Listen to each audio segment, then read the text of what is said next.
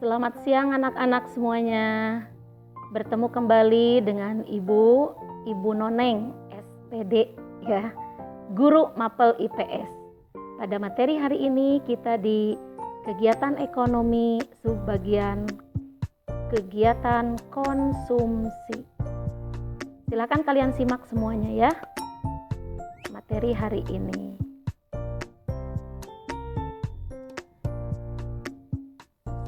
Bismillahirrohmanirrohim. Assalamualaikum warahmatullahi wabarakatuh.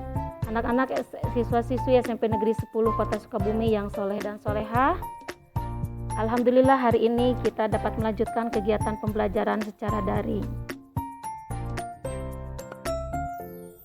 Sebelum belajar dimulai, marilah kita berdoa bersama agar hari ini kita bisa ilmunya dapat bermanfaat. Jangan lupa jaga selalu kesehatan dengan menerapkan 3M. Senang sekali mengetahui kalian tetap semangat dalam mengikuti pembelajaran di setiap minggunya. Yang paling utama kita harus selalu bersyukur. Selanjutnya silakan Ananda simak materi pada hari ini. Kompetensi dasar pada kegiatan hari ini, memahami konsep interaksi antar manusia dengan ruang sehingga menghasilkan sebagai kegiatan ekonomi, produksi, distribusi, dan konsumsi. Tujuan pembelajarannya, melalui model problem solving learning, peserta didik diharapkan mampu menjabarkan kegiatan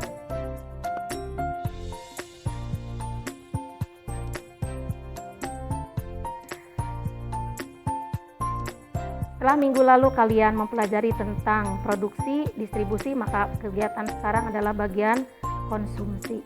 Kegiatan ekonomi bertujuan untuk memenuhi kebutuhan manusia dengan tingkatan yang berbeda. Apa yang kalian lakukan untuk memenuhi kebutuhan dan apa yang terjadi jika kebutuhan itu tidak terpenuhi. Nah, ini pelaku kegiatan konsumsi. Yang pertama, rumah tangga keluarga. Nah, ini contohnya kita belajar di supermarket, nonton TV. Yang kedua, rumah tangga perusahaan.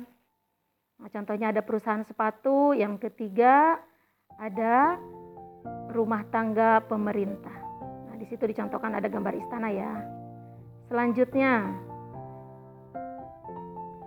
kegiatan konsumsi. Apa sih konsumsi itu? Yaitu kegiatan yang dilakukan oleh orang atau badan menghabiskan atau mengurangi nilai suatu barang atau jasa dalam rangka memenuhi kebutuhan manusia. Tujuannya mengurangi nilai guna barang atau jasa secara bertahap, baik menghabiskan secara langsung atau secara tidak langsung. Contohnya misalkan barang konsumsi yang langsung, makan, minum, yang tidak langsung, buku, pakaian, tas. Semua itu ada faktor-faktor yang mempengaruhinya. 1. Berupa pendapatan, 2. Harga barang dan jasa, 3. Selera, 4. Lingkungan tempat tinggal kita, kelima, sikap hidup kita. Nah, yang pendapatan, kenapa sih pendapatan mempengaruhi? Karena semakin besarnya pendapatan yang diterima oleh seseorang, maka akan mempengaruhi terhadap pola konsumsi kita.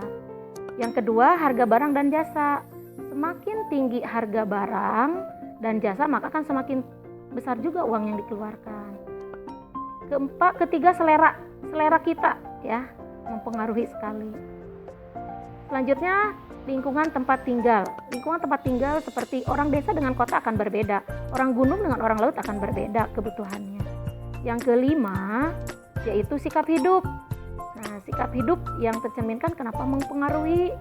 Contoh, jika kita hidup boros, maka akan mempengaruhi terhadap konsumsi yang kita. Begitu juga dengan kita tidak boros, akan lebih cenderung sedikit. Nah, pelaku utama ekonomi, yang pertama rumah tangga, yang kedua rumah tangga perusahaan, yang ketiga rumah tangga pemerintahan. Jadi, dalam pelaku kegiatan ekonomi tidak hanya rumah tangga keluarga saja, tapi ada rumah tangga perusahaan, juga rumah tangga negara atau pemerintah. Nah, selanjutnya kalian perhatikan kita ke rumah tangga keluarga. Rumah tangga keluarga ini yang terdiri dari kalian tentu sudah tahu ada ayah, ada ibu, dan ada anak. Itu dalam rumah tangga keluarga. Ini seperti dalam slide gambar ya, ada gambar rumah tangga. Selanjutnya, apa sih yang harus diperhatikan dalam rumah tangga keluarga? Di sini keluar gambar uang ya, ada tabungan. Agar kebutuhan rumah tangga dapat terpenuhi sesuai dengan besarnya pendapatan, maka perlu diperhatikan. 1. Susun anggaran rumah tangga. Yang kedua, membuat catatan penerimaan dan pengeluaran. Ketiga, pembagian secara bijaksana semua kebutuhan. Keempat, berusaha menabung. Yang kedua, bagaimana sih cara menyusun anggaran belanja rumah tangga? Caranya membuat perhitungan jumlah uang yang diterima dan yang dikeluarkan. Membuat daftar kebutuhan, bikin yang dari yang terpenting sampai yang tidak terlalu penting. Terus perkiraan harga, membandingkan antara perkiraan pendapatan dengan pengeluaran harus benar-benar tepat. Di sana tadi ada contohnya. Selanjutnya, rumah tangga perusahaan yang kedua. Apa saja yang ada dalam rumah tangga perusahaan? Itu perusahaan merupakan salah satu penyedia barang dan jasa yang dibutuhkan konsumen. Contoh perusahaan mie. Nah, itu kan menyediakan dilakukan oleh produsen dengan mie bakso bisa kita konsumsi ya. Yang ketiga, kegiatan konsumsi yang dilakukan perusahaan misalnya sebagai berikut. Nah, kita ambil contoh perusahaan tekstil. Apa yang dilakukan? 1. Pembelian bahan baku. Yang kedua, pembayaran gaji tenaga. Yang ketiga, penggunaan mesin yang mengolah bahan. Yang keempat, penggunaan lokasi kantor. Yang terakhir, penggunaan peralatan lain yang menunjang pelaksanaan kegiatan perusahaan. Selanjutnya, rumah tangga pemerintah setelah rumah tangga keluarga. Dalam rumah tangga pemerintah, yaitu menyediakan sarana dan prasarana kepada masyarakat, jalan raya, angkutan, rumah sakit, pasar, dan lain sebagainya. Apa yang kita nikmati sekarang itu fasilitas umum semuanya rumah tangga pemerintah. Apa yang disediakan pemerintah terhadap kita? Kegiatan konsumsi yang dilakukan pemerintah misalnya sebagai berikut.